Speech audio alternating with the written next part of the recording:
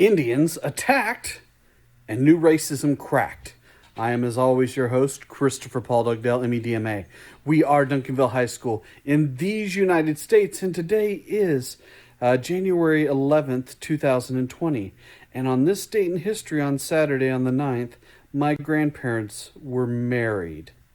Their birthdays were on the 7th and the 8th, and they got married on the 9th. And if they were still alive today, they would be married 81 years, if not for the divorce in 1965. So, anyway. Dad.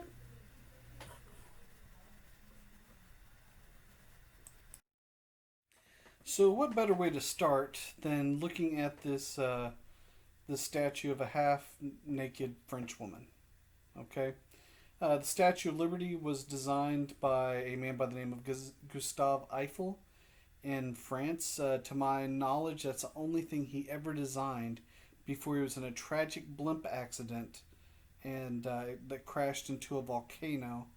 And he survived both of those, but he died of an asthma attack walking down from the volcano.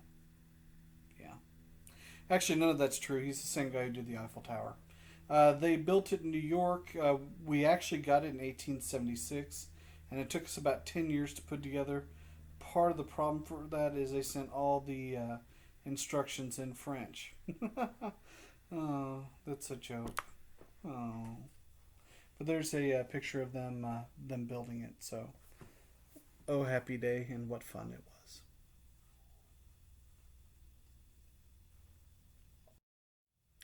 So let's talk about Grover Cleveland. Remember, Grover Cleveland is the only president to serve non-consecutive terms. So he actually won three straight popular votes, but the electoral vote in 1888 and 1884 and 1892. In 1888, he won the popular vote, but lost by a thin margin, which is kind of a joke when you look at him, to Benjamin Harrison, who was said to have a glacial personality, which is not as positive as that sounds. During his presidency, he also had a baby by the name of Ruth with his young wife, and they named the candy bar baby Ruth after their daughter. The Presidential Succession Act was passed under his presidency. It says that if the president and vice president were to die, then members of the cabinet would take over. So, this will get swapped around a few times and be put in cement by the 25th Amendment. Santa Clara County versus Southern Pacific Railroad. This says that corporations have the same rights as people under the Equal Protection Clause. So, I know you were wondering and really worried about the fact that if something happens to me and I'm in a car accident, or if this corporation's in trouble, who will the government care about? They care about you equally. Although more tax breaks will go to the corporations. So, anyway. Wabash versus Illinois. Okay. This was the fact that a lot of small businesses and farmers were paying really high rates to use the railroad, and the corporations that were using it all the time could pay lower rates. And as a result of this, it ruled that only the government could regulate interstate commerce. Okay, and this is going to target the interstate. Well, this is going to create the Interstate Commerce Commission, which is created to regulate prices to a certain extent and ban pools. A pool, for anyone who's not familiar with, is not the kind you swim in or the game of billiards, but it's where large corporations or people work together to set artificial prices so that there's no competition in the workplace. So, take that, everybody.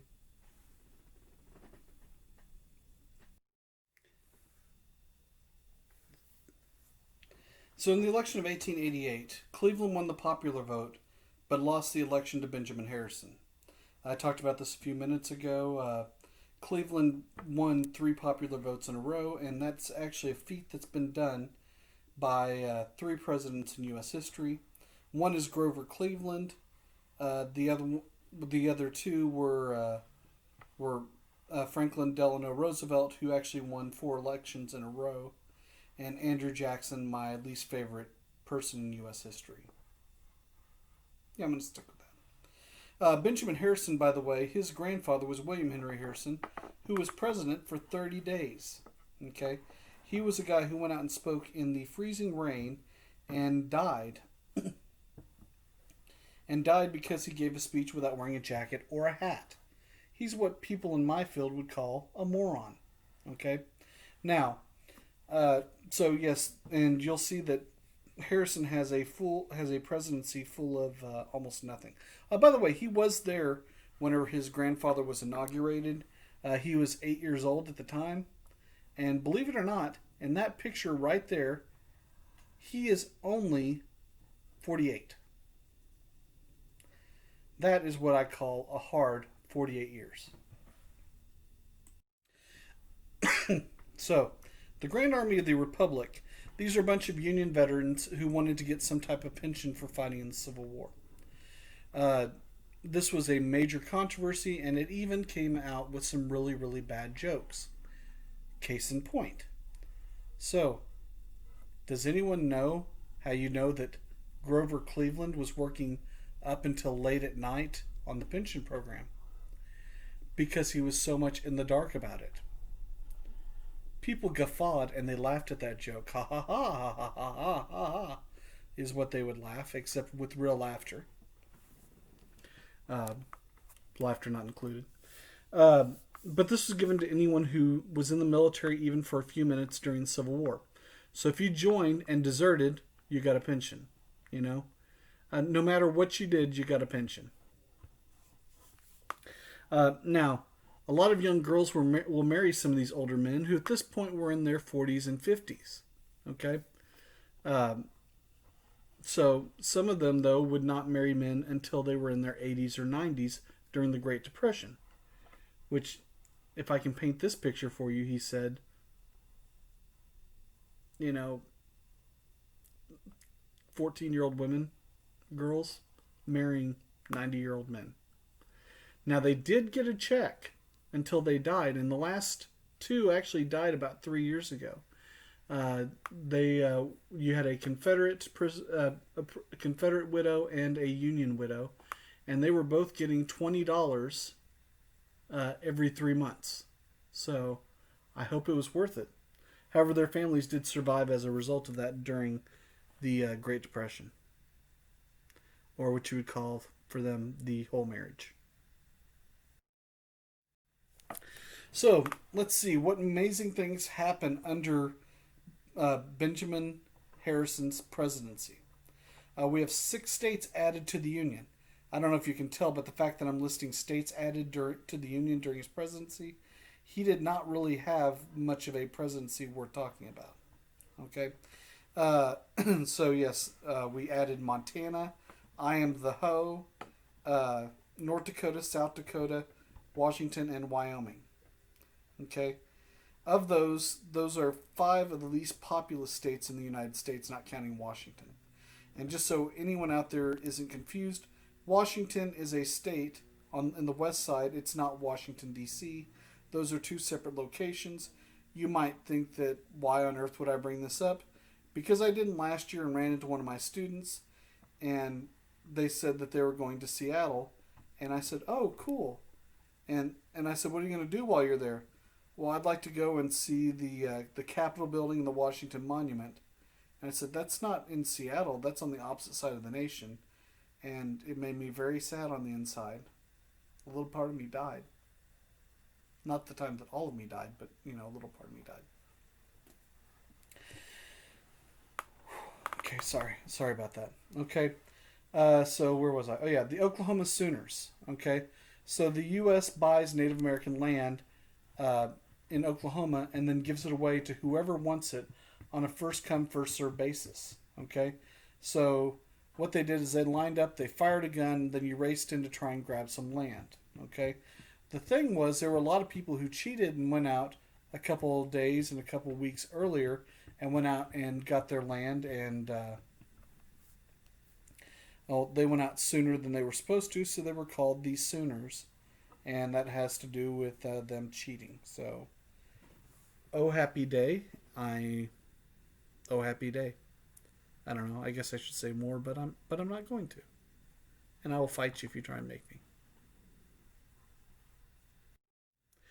Okay, this is the first historian we will talk about all year, and he wrote This is Frederick Jackson Turner on the left hand side, and he wrote one of the most important history papers in U.S. history. It's called "The Significance of the Frontier in U.S. History" or in American History.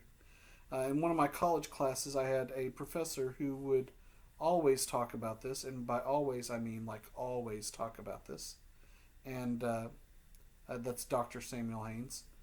Uh,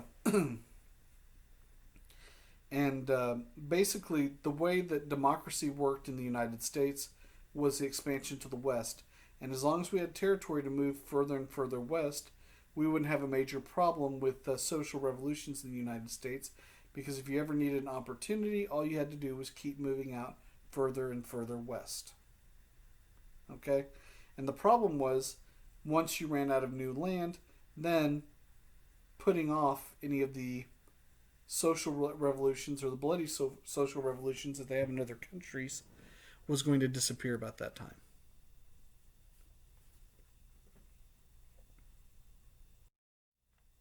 The Sherman Antitrust Act, which really should have been one of the most impactful uh, things passed by Congress to limit the power of corporations, actually is very weak because of the lack of ability to enforce it. Okay, so if you remember in 1837, around the time of the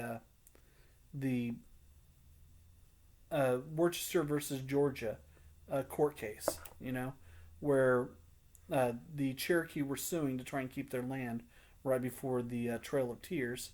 Uh, Jackson said, "You made your ruling, now enforce it." Well, the problem with that is you could pretty much choose which laws to enforce and which ones not to. Okay, and so as a result of that, uh, basically it was hard to enforce anything, and so they didn't have the power to enforce it until a president by the name of of Theodore Roosevelt came along, and that was about 12 years later. But before that, this was very worthless. It was good in theory, but it really doesn't do anything because, well, you didn't really have a way of enforcing it.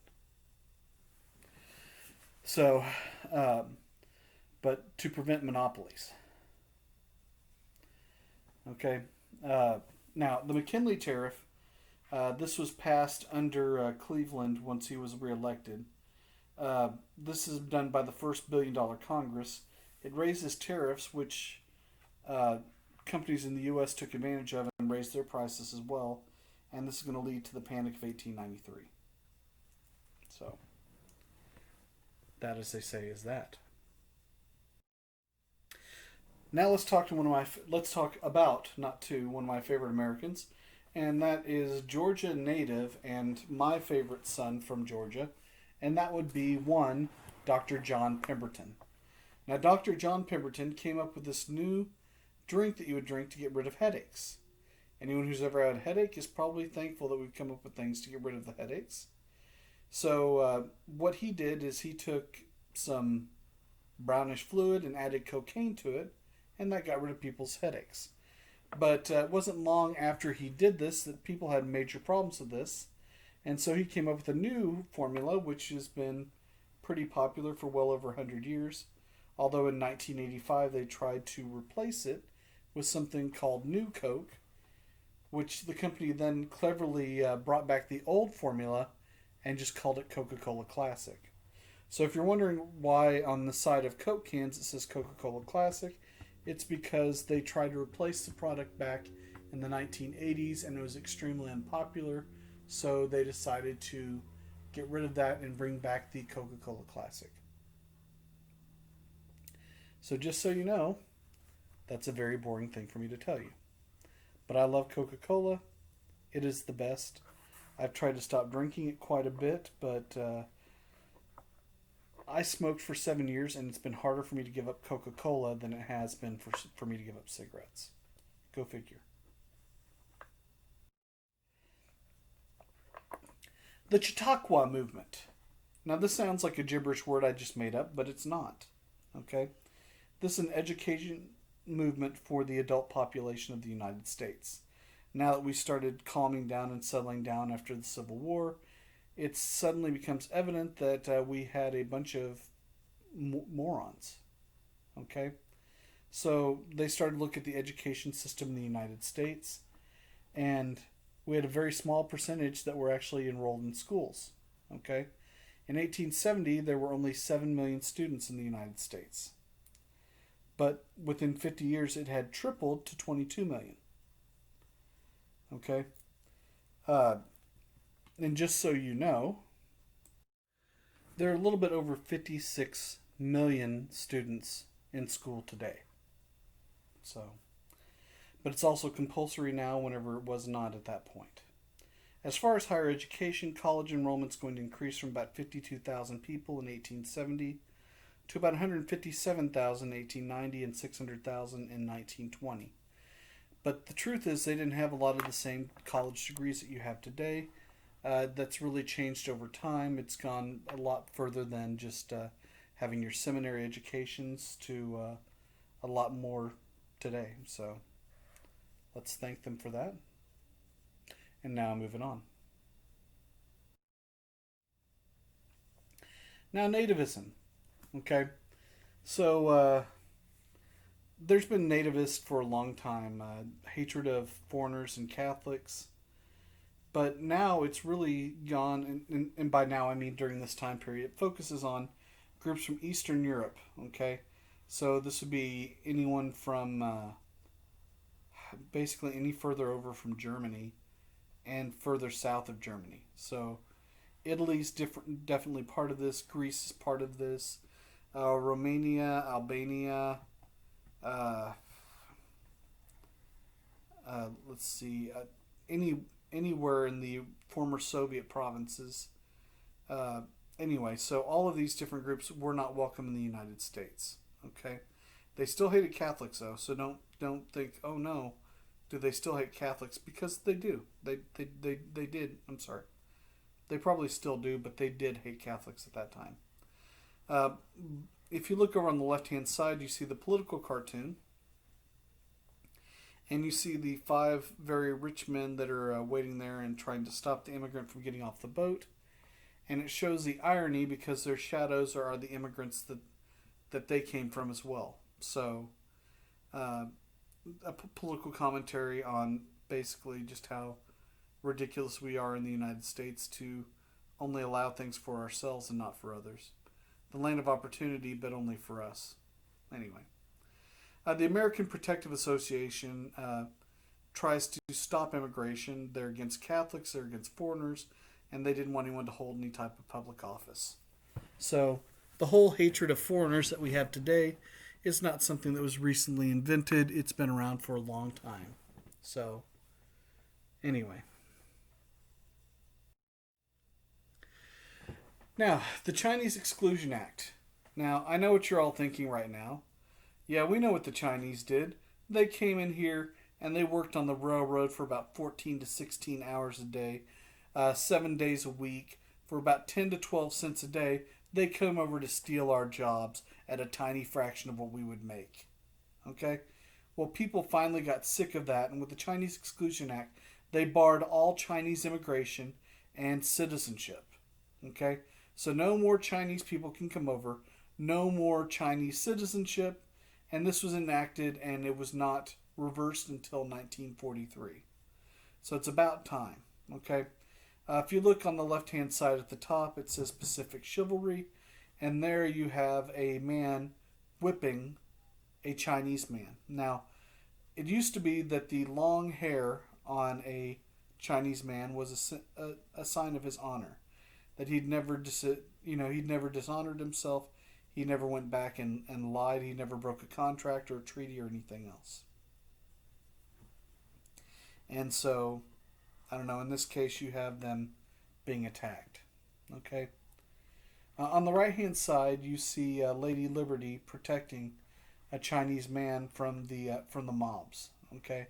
And you can see there all the attacks and the little titles above against the Chinese.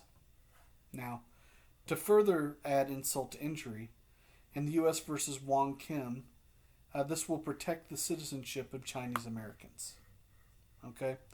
So it protects the citizenship of Chinese Americans because they were trying to send over Wong Kim back to China, and and basically what happens is this goes to the Supreme Court, and the Supreme Court says you cannot take away citizenships from any Americans, and this was a very important precedent because once they take the citizenship away from one person, they have the right to take it away from anyone and everyone. So, thank goodness they got something right during this time, and they disallowed his being shipped back to China.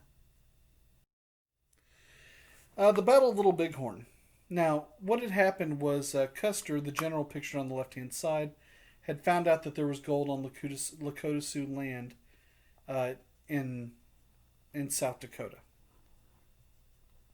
So he's trying to scheme and find a way to get that land away from the Lakota Sioux. So the Lakota Sioux had been really shorted on food and supplies. So they left the reservation to go and get more food. Okay? So this was under Crazy Horse and Sitting Bull. Okay? And so they were going after some buffalo, and the buffalo had were being killed at that point by white hunters, okay, who were paid to give proof and evidence that they killed a bunch of buffalo. And so they'd go out and see a herd of 300 buffalo and just slaughter them on the spot, take their tongue and take their furs and then just leave them, okay? Whereas if a Native American killed a buffalo, they basically used every part of the buffalo. So once they left the reservation, this gave George Custer the power he needed to go and force him back on the reservation. So he goes into the valley, and against the advice of Obi-Wan Kenobi from Star Wars, they were on the low ground, were surrounded, and it was not even close. Everyone in his group, including him, was killed. This is the last major victory for Native Americans against the U.S. Army. So anyway, this is the last major victory.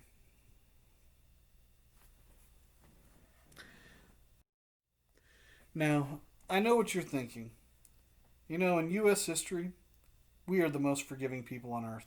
You do something wrong to us, we will forgive and we will forget. Except we don't.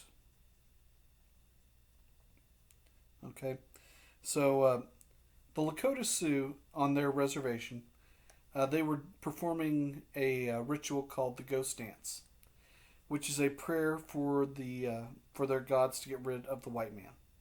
Okay, that is what the Ghost Dance does. Okay, so while they're doing this dance, the soldiers there think that what they're doing was doing a war dance to prepare a rebellion. Okay? And so the army goes in to start to arm them. So they walk into the reservation, they start taking all the guns away from the Lakota Sioux.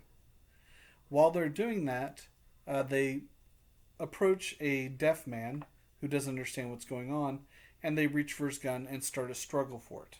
Okay? Which is what you would normally do if someone walks up to you and tries to yank your gun out of your hand. It goes off into the air. At that point, the army on the embankments around them will start firing wildly into the middle of the camp, killing about 350 of the Lakota Sioux and 14 members of the U.S. Army. The 14 members of the U.S. Army who were killed were given a Purple Heart, and many soldiers on the outside were given Medals of Honor by the U.S. military. This is the last uh, armed resistance by Native Americans, which this really should be called the Massacre of Wounded Knee and not the Battle of Wounded Knee, because there was zero intent on the Lakota Sioux trying to do anything except not get slaughtered at this point. Now, ultimately, what defeats the Native Americans across the United States? Well, number one, we're going to go with white man's diseases. This is smallpox, bubonic plague, influenza, all the things that are being carried over from Europe. If you're wondering why there's been all this panic about the about COVID-19 or the coronavirus, it has to do with the fact that another virus wiped out 90% of the Native Americans over and over and over and over again over the next, 350 years before they finally started to get an immunity to smallpox. Okay? Wars with other Native American groups and with, anyone else also decimates their numbers. In North America, the extermination of the buffalo, the extinction of the buffalo, where at one point it gets down to the fact where they have less than 100 buffalo.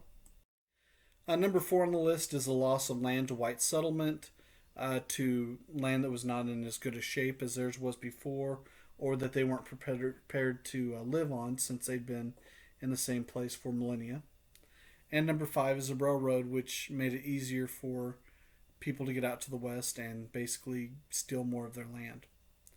One of the great ironies is some of the land that was taken, like in North and South Dakota and Wyoming and Idaho and Montana.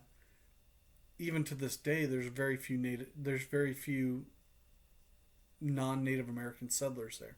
Now, there's not a lot of Native American settlers, but we're looking at, there's more people in Dallas than there are in those states combined. And we had to take it away from them so we could not use it. Now, William Cody, also known as Buffalo Bill, he got that title because he killed over 4,000 buffalo in 18 months. And the whole idea of killing all these buffalo were to force Native Americans onto reservations. He started a Wild West show that toured around. Think about a rodeo where they also will reenact battles. Famously, they reenact the Battle of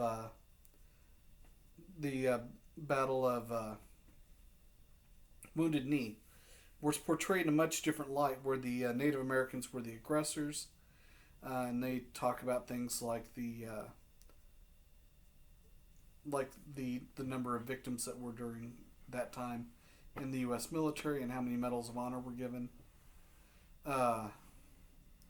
Later on, they'll reenact the Battle of San Juan Hill that was led by Theodore Roosevelt. So anyway, Annie Oakley was a famous woman who toured with Buffalo Bill's Wild West show. She was a woman who was a trick shot artist. It was said that you could throw up items behind her and she could shoot them facing the other direction with her gun over her shoulder using a mirror to target. So, kind of awesome trick. On the right hand side up there, you can see the buffalo skins. There they are, where all that was taken were the buffalo skins and the tongues. The truth is, it's a real tragedy that the buffalo were killed for a number of reasons. Not to mention that they're delicious and they can be raised for food today. A buffalo skin should be a appetizer that you get at a restaurant. You got potato skins, you got buffalo skins, and it's kind of like a jerky that's fried. It's delicious. Now, it doesn't exist, and you can thank William Cody for that, but I'm thinking that sounds delicious. It's about a half an inch thick, but it's got this batter. It's amazing. And you have this dipping sauce which tastes a little bit like Heinz 57. You can also use ranch, but it's not as good. Again, it doesn't exist, but I wish it did. By the way, there's now a million of buffalo, but they had to breed them with cows and other animals to keep them going. So I don't know if they're as delicious as they could be, but they're pretty good. Sorry, I'm hungry. The Dawes Act. Now, the plan was the whole reason Native Americans were unhappy is they didn't get to live like white people did. So the idea here is to assimilate Native Americans into society and let all the Native Americans be farmers and ranchers. Then they can be super happy because then they can be just like the white people. Okay? And they dissolved the tribes. Native American land was sold and held in trust for them. Uh, Ironically, though, Native Americans did not want to live like white people did. This is a picture from Carlisle Indian School in Pennsylvania, where they are trying to teach Native Americans how to be white people. And seriously, they came up with this plan. They thought, this is brilliant. You know, we want to ask the Native Americans about it, but this is what we're going to do. He said racistly.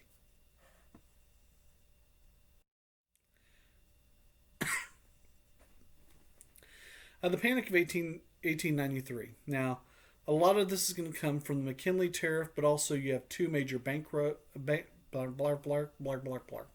two major railroads go bankrupt. You also had a major stock market crash, and banks were closing. Remember, this is still an era where all you had to do was, hey, did you hear that Chase Bank over on Main Street is going to close? Chase Bank's going to close on Main Street. Yeah, you should probably get over there to get your money, but I wouldn't tell anyone. Oh, I won't tell anyone. Hello, Jim? Yeah, don't tell anyone this, but they're about to close the branch over on Main Street. You need to get down there and get out your money. You hear? Oh, I put you on speakerphone with, 7 of my closest friends. So then everyone rushes down there. They get their money out, and it closes the bank. This horrible depression or panic was it lasted for 4 years. During this time, Cleveland made gold the sole basis for currency and had Congress get rid of the Sherman Silver Purchase Act. Okay? The Democratic Party would split over this, which is never a positive thing.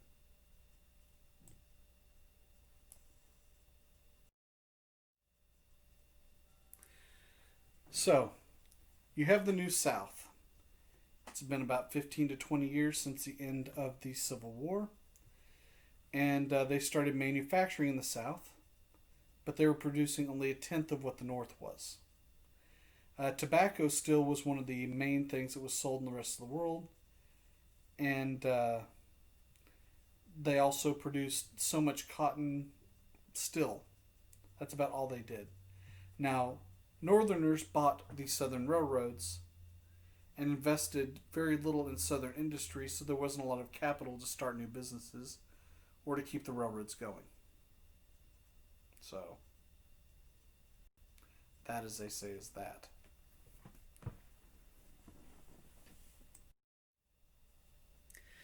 Sears and Roebuck was created during this time, and this was much like the internet craze from today, because you could buy just about anything you wanted from Sears and Roebuck. Okay? And they would buy items in large bulk and sell it to people all across the nation. And they put out their catalog with everything that they sold in it and would sell it. You could buy anything that you wanted on there. Okay? You see there on the cover, you have alcohol, you have tables, you have dolls, you have shoes, you have... they had anything you wanted. Okay? By 1900, there were 6 million catalogs that were in circulation every year. So this is one way to get everything that you needed in kind of a one-stop shop place. So imagine Amazon.com, but you ordered through this catalog. Okay? So anyway, very major innovation, something that does change the world. So we made it to the end of yet another day. A new year. And we're all still alive. And if we're not, sorry about that. Don't cocaine, don't AIDS. and don't COVID.